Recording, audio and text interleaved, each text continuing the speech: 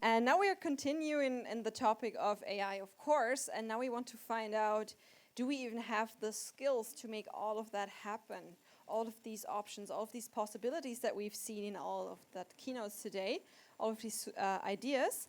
And for that, I welcome to the stage. Oh, where are you going? Oh. Okay, that means if you're outside, a few seats just got free, and I do know that under one of those seats is another bottle of champagne. So do feel free to come up here. While I introduce my next panelists, I'm joined by three amazing guys who bring with them a lot of experience in very, very different realms of the world. So please welcome with me to the stage, first of all, Selim, we can start with you. Wonderful.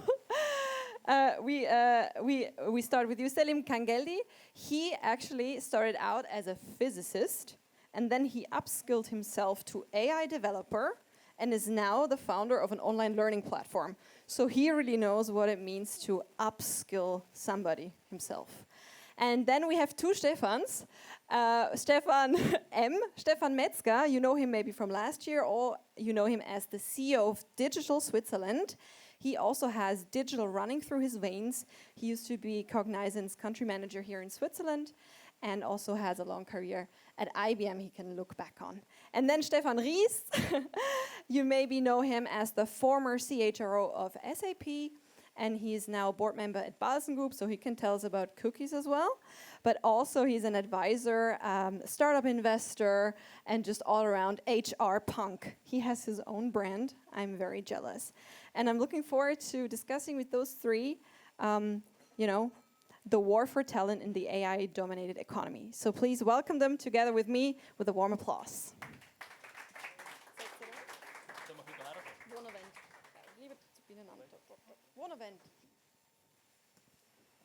Now we have plenty of chairs. Awesome. I look forward to our conversation, and I think to start things off, Stefan M. Now I have to do the weird thing with the Stefans. Where are we when it comes to skills for the AI economy here in Switzerland, but also in Germany? So I can better speak for Switzerland, but I assume Germany is somewhat similar. Let me paint the picture. The question is always war for talent, and this is even more true when it comes to AI skills. And I always use kind of a picture that I think the good news, because the question is what is good. The good thing is we have it all. We do have a great elementary school. We have the apprenticeship model. We have Fachhochschulen. We do have world-class universities, ETH, EPFL. So in principle, we have it all. Now, assume we are a restaurant, and we are considered to be a star restaurant, 19 Go-Mio points and whatever. Now, in this restaurant, we have the biggest, greatest equipment. We have all the ingredients that are needed for a high-class menu. We do have more than one excellent cooks. The dish is prepared, is served, and then you ask the guest, how is it? And the answer of the guest is, well, it's okay. And that's our problem. So we have it all. We have all the ingredients. We have the best equipment. We have the best people to prepare it. But what comes out at the end of the day is just not enough. And that's one of the challenges. And I hear from my colleagues in Germany, similar problem there as well. And this is, I would like to start with that. What can we do about it? We need to start and when kids are young. Because one of the challenges is that we do not create this kind of passion for technology. We do not create the passion for technology when the kids are small, and this does not start with the age of 10 or 11, it starts earlier. And our school system, Lehrplan 21, for instance, in Switzerland, is one of the reasons for that, where IT and technology plays a very minor role after years and years and years of discussions. And the other problem that we have, we still face the problem of having not enough women in tech as compared to other countries in the world. And this is our IT, and looking into the group here, more men than ladies. What can be done to motivate ladies, actually, because they are very, very good. The ones that I have seen, they are better than we men are. And so this is the other. So again, we have it all. We can do it, but something needs to happen. Stefan, I didn't say that in the beginning because I was saving it for now. Stefan is a Konstanzer Bub, so he's just from right across the border. And you told me you recently visited your old school. So maybe give us a little bit of an insight on how that relates to what Stefan was saying. Of course, yeah. So I'm the Lake Aborigine, right? And I came with a bicycle this morning, so very environmental friendly. Next to what Stefan has said, I just want to share an experience with you, which happened actually just 4 weeks ago. I'm planning my anniversary in Constance for 40 years retiring at school at the Alexander von Humboldt Gymnasium. And you walk in your old school, and despite the fact that even Hasso Plattner, one of the founders of SAP, gave a lot of money to this wonderful school, what do you think what shocked me at the first instance? You go in the classroom and you see that the pupils are writing with chalk on the wall. That's what you see. And on top, when I go back to my experience at SAP, when we were trying to influence, and you know in Germany it's not so much different than in Switzerland, when you were trying to influence the learning plans at school or even at the university, it takes not months, it takes years to change it. In fact, in Baden-Württemberg, it takes still 2.5 to 3 years to change, and as an HR punk I can say that, this bloody Lehrplan. Yeah, this is amazing. Now, I was a little bit puzzled, in all fairness, and this is my old company and I love SAP, but when I hear people clapping to the Festo case that, oh, it only took them 3.5 years to get S4 implemented, I don't think that 3.5 years is a good cycle. I really don't think so. And if I compare that to school education, this is for us really the worst case. If it takes 2.5 or 3 years to change a system, how you teach something, next to the fact that we are not good in IT and in educational system like that, it's a problem. And finally, when you go to school and you see them writing on the wall, the second problem sits within the system, which is called the teacher. They are not digital natives. They are not digital natives. They are maybe digital immigrants. Maybe, right? And I was just looking around the corner to see some old machines, and I saw one, and still Windows 95 was running on it. Yeah? So I'm saying, oh, interesting. But that's not going to help. I think this needs this joint effort of government, of education, but also companies to change the speed of education. And in some countries, regions, they outperform us when I compare that to Europe. When you go to Asia, when you go to Latin America, they're much faster to change the system.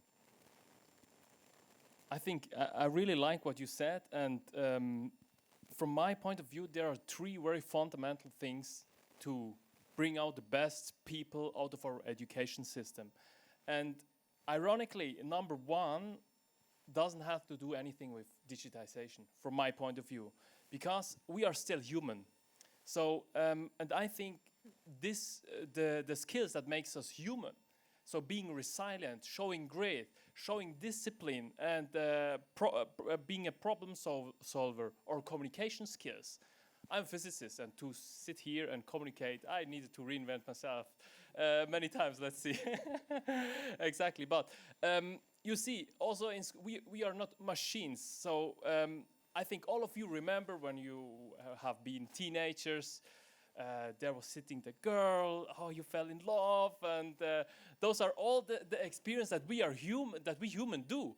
And then you maybe have the first kiss, you get into a relationship, and the world is just amazing. And suddenly she breaks up the relationship, and it's the worst thing that could happen to you. So, and I think those experiences, that makes us human. and we should keep that, and we should not enforce the young people to just digitize them at a young age. So I will go in the other direction when it comes to the first experience in the schools. And but there are two other remaining things. I said about three things. So the second things that I think I completely agree, we miss it somehow. People that graduate out of school or out of the education system, they are not ready, they are not prepared, they are not attractive and not competitive to the market. The organization, they have skill gaps, they search skilled people, but they don't find them. And the graduates don't have those skills. So we should maybe combine that a bit better. We should bring together demand and supply. We should bring together that the young people learn what is important to the market. What is the universe of the market, and where are the planets, and how is that interconnected? And let's say the last step, the third element, is to understand the planet, to go deeper into it, and but to go deeper into a planet that matters to the economy.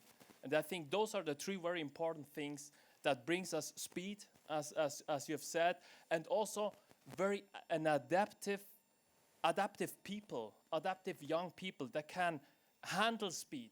Because the Python language that is popular today won't be popular in 5 years. So why should I learn it at the age of 10 years and enter the economy with 20? So we need to be adaptive. That's very important. Yeah, so it's about the human skills and the meta skills of learning, of coping with change, is what I'm hearing.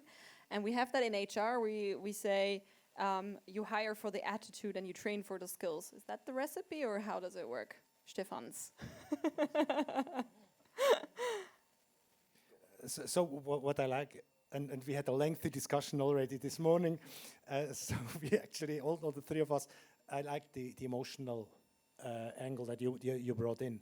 My statement before was not so much that we need to skill and train the young kids in the traditional way. It doesn't work. It's all about emotions.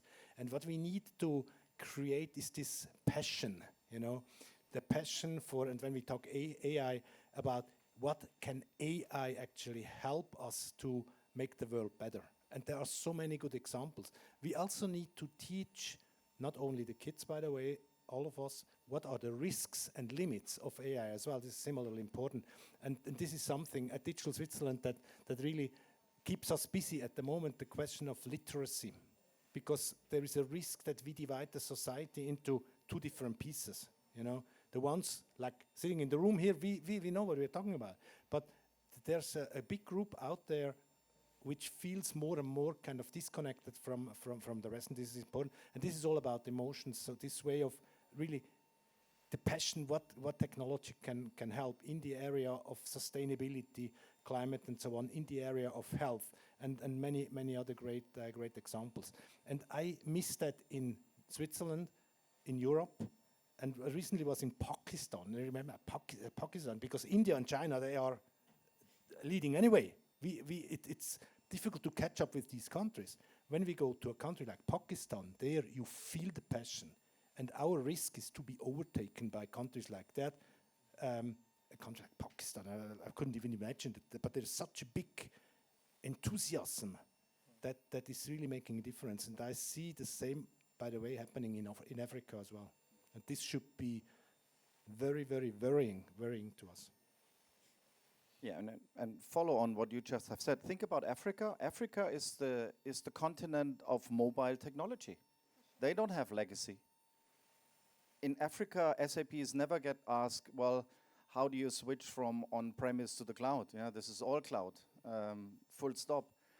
But I like the conversation you had this morning on the geopolitical situation as well, because that's also true for the talents. We at SAP, we had 1,600 people in Russia. We lost all of them. One of the best universities I have seen around the world is in St. Petersburg for IT and technology. We lost them. We don't have access to this talent pool anymore. To the contrary, talents don't think in borderlines. They don't think in borderlines. They don't think that, well, I'm raised and born in Switzerland. Not naturally, I have to work here all the time. They think much broader. And unfortunately, we see in the geopolitical situation that nationalism is catching more and more attention. So what you have discussed this morning on the IT system is highly relevant also to the talents. And we don't have access to those talents pool anymore. And this is a real huge risk for us all around the world. And it is also a competitive advantage for those who are moving faster, who have a more adaptive system available, versus to more traditional we have seen over here. By no means we want to take out the personality, the emotions, the passion, but our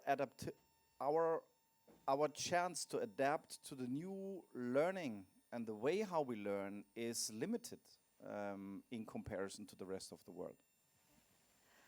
But let's bring it back to the actual skills and sort of the individual level as well, because I think Stefan was also outlining how, and also Selim, it's a multi-stakeholder problem, right? It's a multi-stakeholder challenge for all of us as a company, as educators, as voters as well, right? So there is something you can do when you go vote. But then what can I do, Selim, as an individual, looking at my skills, my skill portfolio? And I think that's something maybe that you can also use as a chance to introduce us to YouDAO, your startup. Perfect. So I first answer your first question regarding the skills. So as you already introduced me, I reskilled my first time as being an AI developer, a specialist, or however we want to call that, 10 years ago. And what did I do? I went back to ETH, applied for a certificate of advanced studies, needed to wait a half year, then you have this kind of Herbst semester, winter semester, and this took me 2 years. Looking back, I could have done that in 3 months, to be honest. And the only thing how I can't do that in 3 months is that I needed to have a coach or someone who told me, hey, Selim, this is your skill set, and this is your career goal, and this is your individual skill gap. I create for you a personalized development plan, how to overcome that. So when it's only about skills and not about having a degree, but skills are the element that I was interested in. And so this is exactly what we are doing with YouDAO. We're focusing on how to make you relevant. What are the relevant roles today? What are the relevant skills you need to have? And to be competitive in this world, and then connect them to the organization. So somehow it's like Coursera meets LinkedIn with the focus of skills for being relevant today. And now, why is that important? So maybe some people are not aware of that, because we will have, until 2030, we will have 1 billion people who need to reskill. We will have so many skills that will be out of date. So World Economic Forum tells about 50% of the skills will be out of date or automated with AI within the next 3 to 5 years. So we see the speed that we talked about, how the skills evolve. We need new solutions the traditional education system can't keep up with, and this is exactly the gap we want to close with YouDAO. That sounds awesome, and please do talk to him later. He has a lot more to say. You can see how passionate he is about this. But Stefan, you're also an advisor. Stefan, for StackFuel or other startups. Where do you see the skill journey going? What are modern ways to tackle this huge problem? Well, that's true. Yeah, I'm an investor even in those companies, and I put my own money behind it because I believe in the idea with technology and AI to change my professional human resources field of expertise. Now, I think the biggest change we hopefully gonna see that, and this, Selim, in your profession as a founder and as a startup, what I have witnessed, unfortunately, is either you see a very good service or product, but unfortunately, this newborn baby or company can't get it into the market, and the economical skills are missing, or you see it the other way around. So therefore, I would pledge a lot for, we need this combination. Yeah, you need a very good business sense and a very clear understanding how you go to market. At the same time, you need a super robust product, which is convincing for the customer. And if you combine that, those are the companies usually who make it to the next level, or who get attracted with additional money. And that's why when I look currently into the universities, you get more and more specialized. You don't have time to develop skills a little bit outside of your horizon. And I'm not saying you have to do it what I did, that I spent 9 months studying history and then finding out that this is the worst thing I could have made ever. But anyhow, looking backwards, I think it helped me to identify my direction. But these days, even when you go to the University of Constance, it looks like a school. It's not a university anymore. They don't have time. It goes one step after the other. And then they are ready with the age of 23 with a master. Some of them even apply at the university where they can't even register because they're not 18. So take the time. I mean, the generations before, some of us were not even ready before they were 28. And it was good because they invested time in also some diverse background. Okay, to wrap this up, so what can we do as a society, as a company, and then as an individual? Stefan, maybe you wanna call out. Come on, I know you love firing up people. The point is, I want to give the whole discussion a little bit more positive spin. We do have a challenge. As I said at the beginning, we have it all. We have all the ingredients, we have the system, we have the machines, we have the people, we have everything. So it's just we need to make it happen. It starts, and we are all voters here. It starts at the political level. How comes that majority of people in Bern have no clue about IT, have no clue about digitalization, have no clue about AI? I'm provocative, and I'm known for that. But in fact, I was told this is the case. Now I have been in Bern very often. This is in fact true. So as voters, we need to kind of change that. Number 2, lifelong learning, very important. And I like your company, and you know that's Helen, because you focus on that. It's no longer good enough to attract the young people to go into technology professions and then just leave them alone. So this kind of this feeling of we need to redefine ourselves again and again and again. So we need to build an environment that makes that happen. And the third thing is on the business side, we talked about startups as well.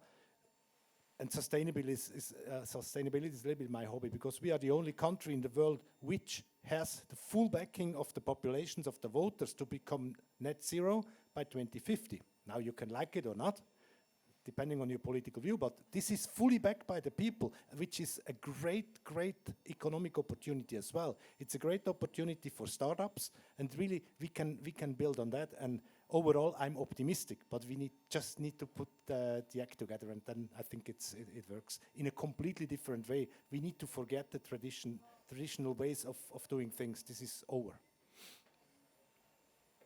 Radical.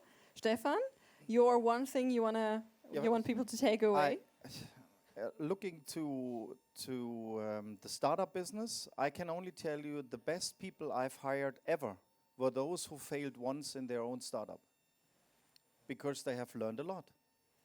They have learned significantly that a brilliant idea is maybe one thing, but if you can't find the right go-to-market, you're out of the business. So they have a good business understanding. So failure is not a problem. I would encourage all of you really to look into this one not as a malus or something on the negative side. Talk to those people. Usually they have a much better understanding how you can, in a crisis mode, run a company. Great. Selim? Yeah, maybe just to summarize what are the most important aspects from my point is what I said. Focus on the skills that makes us human. And the second thing is lifelong learning for the relevant skills, and they change at a higher speed that they have ever done. And one thing, We speak about AI and digitization, and I have seen before I walked in here that there is a competition where we need to make a selfie, and I want to grab this opportunity. I hope this is okay to make a selfie with this kind of audience. And He really wants to fly the Zeppelin. Yeah. Because we talk about Okay, you all get up. But let's make it really cool. This is also great for you. Stand up. You a don't bit have to and jump or anything, but Let's do it like this. Yeah, cheese. wonderful. Oh, I love this. Oh, thank you. Guys, it's really terrible for me this afternoon. Like, we could continue forever, but the schedule is pressuring me to ask everybody to give a warm applause to Stefan, and Selim.